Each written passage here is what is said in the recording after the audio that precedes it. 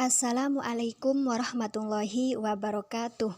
Kami dari kelompok 5 akan menjelaskan mengenai pendirian usaha penerbitan mandiri.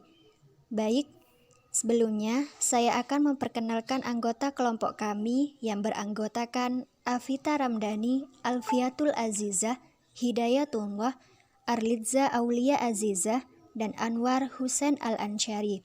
Selamat menyaksikan teman-teman. Adapun penjelasan yang pertama, yakni pengertian dari penerbitan mandiri. Penerbitan mandiri dapat diartikan sebagai usaha penyediaan jasa merancang, memproduksi, menyebarluaskan informasi, ide, gagasan, karya ilmiah, dan naskah lainnya dalam bentuk buku, baik itu berasal dari karya sendiri maupun karya orang lain.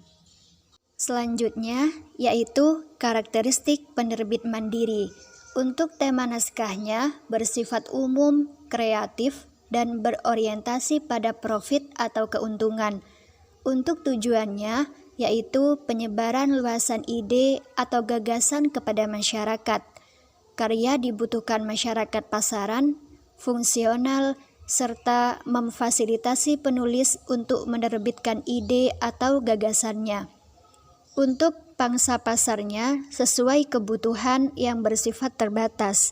Oplah di bawah 500 eksemplar untuk jasa cetak, POD, skala industri, industri rumah tangga.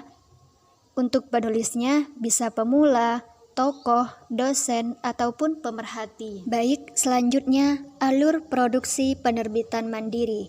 Seperti yang ada di gambar, mulai dari pencarian naskah, naskah masuk, naskah diedit, kemudian persetujuan pimpinan yang bisa ditolak maupun diterima.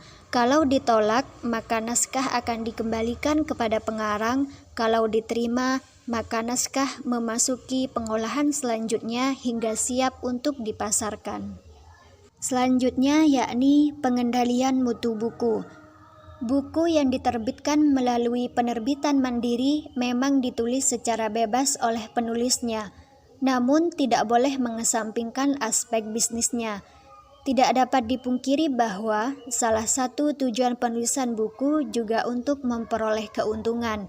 Guna mencapai tujuan, maka kualitas buku yang baik harus mendapat perhatian yang lebih. Karena kualitas buku yang buruk dapat menyebabkan kerugian yang ditanggung oleh penulis pribadi. Adapun pengendalian mutu buku yang harus diperhatikan yakni sebagai berikut. Kualitas naskah, penyuntingan, konsep buku harus jelas, unik, dan fokus pada bahasan tertentu. Segmentasi pembaca harus spesifik dan ditetapkan sejak awal. Tata letak desain dan sampul. Percetakan yang berkualitas.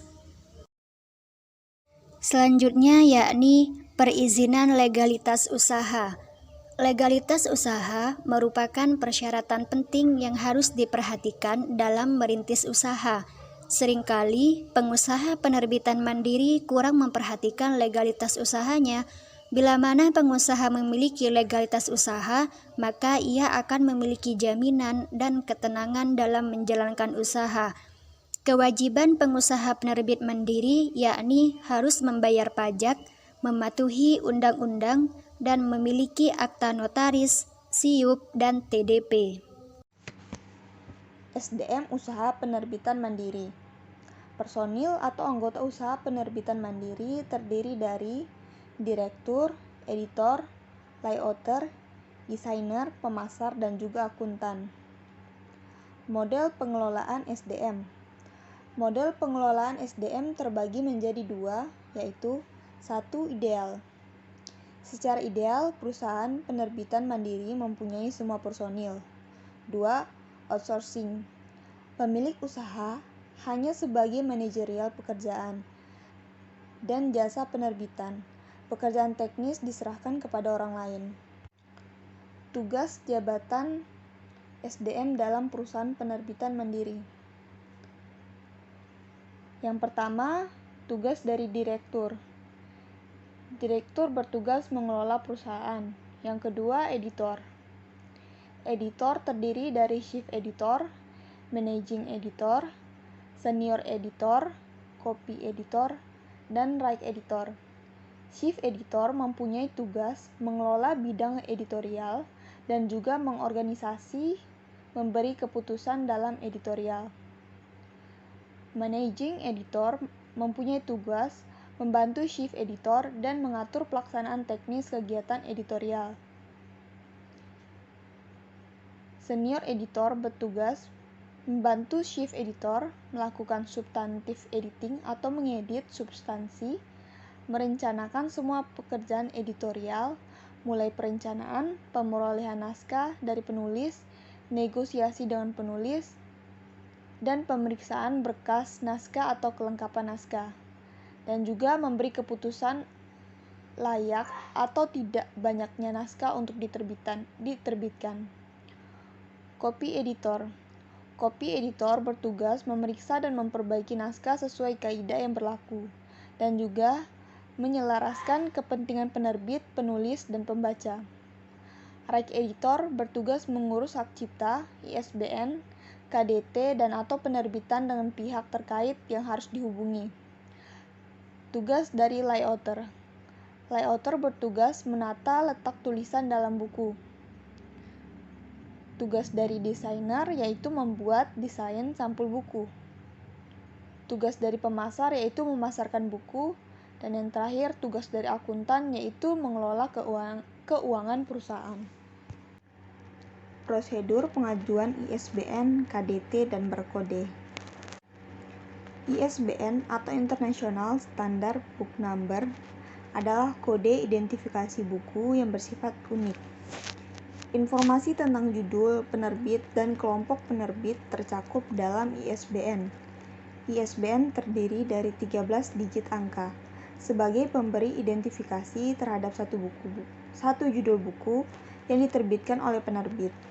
Oleh karena itu, satu nomor ISBN untuk satu buku akan berbeda dengan nomor ISBN untuk buku yang lain. Selain sebagai identitas suatu buku, ISBN diperlukan untuk membantu memperlancar arus distribusi buku karena dapat mencegah terjadinya kekeliruan dalam pemesanan buku, dan sebagai sarana promosi bagi penerbit karena informasi pencantuman ISBN disebarkan oleh Badan Nasional ISBN Indonesia di Jakarta maupun badan internasional yang berkedudukan di London. KDT atau katalog dalam terbitan adalah sebuah deskripsi bibliografi yang dihasilkan dari pengolahan data yang diberikan untuk dicantumkan pada halaman balik halaman judul atau halaman copyright sebagai kelengkapan penerbitan. KDT merupakan terjemahan dari Cataloging in Publication atau CIP. KDT biasanya dikelola oleh perpustakaan nasional masing-masing negara. Barcode ISBN adalah kode garis hitam putih yang merupakan lambang pengganti angka, di mana ketebalan dan kehalusan garisnya bisa terbacakan mesin atau informasi terbacakan mesin dalam format visual yang tercetak. Perjanjian antara GS1 atau European Article Number International dan Uniform Code Council dengan International ISBN dan International ISMN menghasilkan simbol barcode atau kode ISBN. Barcode atau kode ISBN diletakkan pada sampul atau kulit bagian belakang sehingga dapat memudahkan dalam pengecekan dengan alat scanner. Tata cara pemberian ISBN, KDT, dan barcode diatur oleh Peraturan Kepala Perpustakaan Nasional Republik Indonesia Nomor 7 Tahun 2016. Aturan ini merupakan implementasi dari Undang-Undang Nomor 4 Tahun 1990 tentang serah simpan karya cetak dan karya rekam.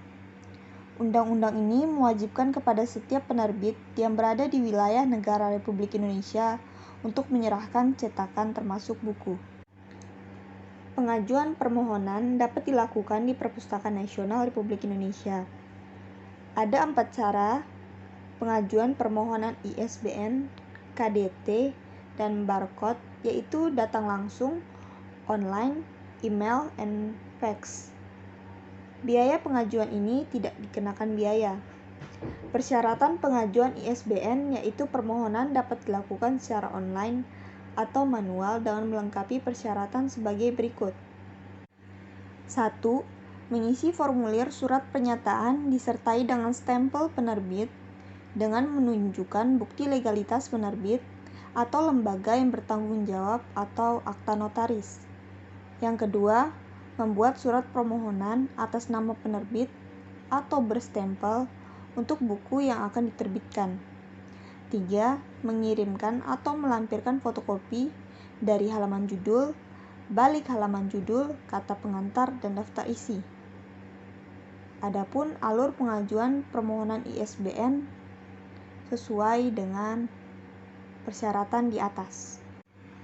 Contoh merek pada penerbitan mandiri. Jenis merek terdiri dari nama dan logo. Contohnya, nama penerbit, logo penerbit, bentuk huruf dan angka pada logo, kombinasi warna pada logo. Cara mendaftarkan merek disajikan seperti berikut. Yang pertama, isi formulir. Terdiri dari tanggal, bulan, dan tahun permohonan. Kedua, identitas pemohon. Ketiga, identitas kuasa atau jika dikuasakan. Yang keempat, klaim prioritas. Yang kelima, tipe merek. Yang keenam, merek yang dimohonkan atau label merek. Yang ketujuh, nama atau deskripsi merek. Yang kedua, lampiran surat permohonan. Yang pertama, 3 lembar label merek, 2 surat kuasa, 3 surat pernyataan kepemilikan merek. Yang keempat, bukti prioritas dan terjemahannya. 5. Salinan ketentuan penggunaan merek kolektif. Yang keenam, bukti pembayaran biaya. Permohonan pendaftaran hak cipta, yaitu 1. Mengisi formulir pendaftaran. Yang kedua, melampirkan contoh ciptaan dan uraian atas ciptaan yang dimohonkan. Ketiga, melampirkan bukti kewarganegaraan pencipta atau pemegang hak cipta. Yang keempat, melampirkan bukti badan hukum bila pemohon adalah badan hukum. Yang kelima, melampirkan surat kuasa bila melalui kuasa. Yang keenam, membayar biaya permohonan.